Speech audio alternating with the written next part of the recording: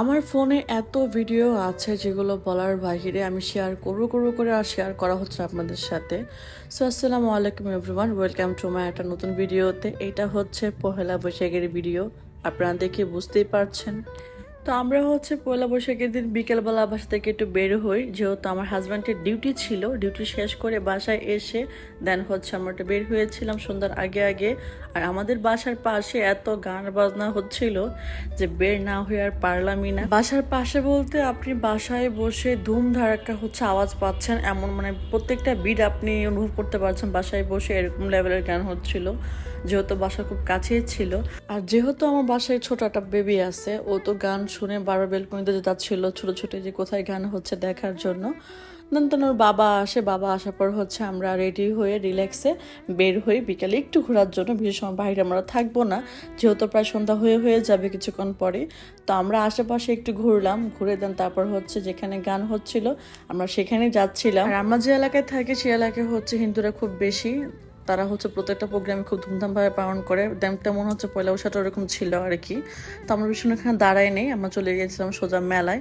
আর আমরা হচ্ছে মেলায় গিয়ে দেখলাম যে সেম মেলাতেও হচ্ছে এরকম গানের আয়োজন ছিল, কিন্তু আমরা যাওয়ার আগে এটা শেষ হয়ে যায় প্রোগ্রামটা। তো আমাদের মেলায় গিয়ে খাওয়া দাওয়া শুরু হয়ে যায়। ফার্স্টে হচ্ছে আমি ট্রাই করি মেলা থেকে একদম ঝাল ঝাল হচ্ছে চানাচুর মাখা। আমার এটা ভীষণ পছন্দ চানাচুর মাখাটা, সাথে মায়ের পাপারও। আর মায়ানও খাচ্ছিল একটু আমাদের সাথে হালকা হালকা আর কি, যত ছোট ঝাল ওরকম খেতে পারে না, অল্পই খাচ্ছিল আমাদের সাথে। আর আমরা এটা খাওয়ার পর হচ্ছে একটু এদিক সেদিক মেলায় ঘোরাঘুরি করি। দেখতে পাচ্ছেন যে মোটামুটি ভালোই মানুষ আছে, বাট আরও মানুষ ছিল, এটা লাস্ট টাইমে।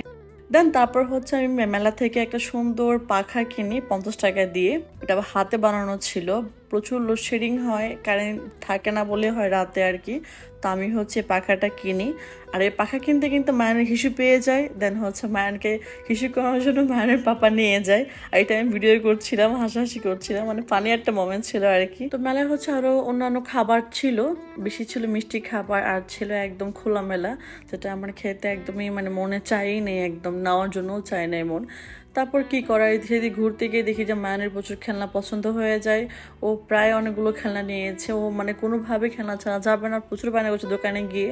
তো কিছুই করার ছিল না, খেলনা কিনে দিতে হচ্ছে ওকে, যেহেতু ছোট মানুষ বায়না করছে, না দিয়ে উপায় নাই আমাদের।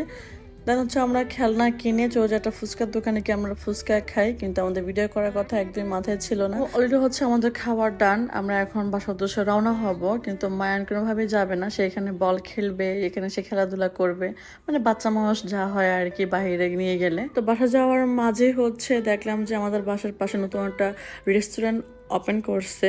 আমি আগে পুরো দেখিনি এইটা, তো দেখার জন্য চলে আসলাম। আর নাম ছিল বিয়ান বাড়ি রেস্টুরেন্টের নাম। তো খুব সুন্দরভাবে ন্যাচারালভাবে হচ্ছে ডেকোরেশন করা ছিল, তাই খুব আগ্রহ জাগ্রত দেখি ভিতরে গিয়ে কি সুন্দর করে ডেকোরেশন করা আছে। তো আমি হচ্ছে ভিডিও ক্লিপ আপনাদেরকে দেখানোর জন্য, দেখেন মাশাআল্লাহ কত সুন্দর করে ওনারা ডেকোরেশন করেছে।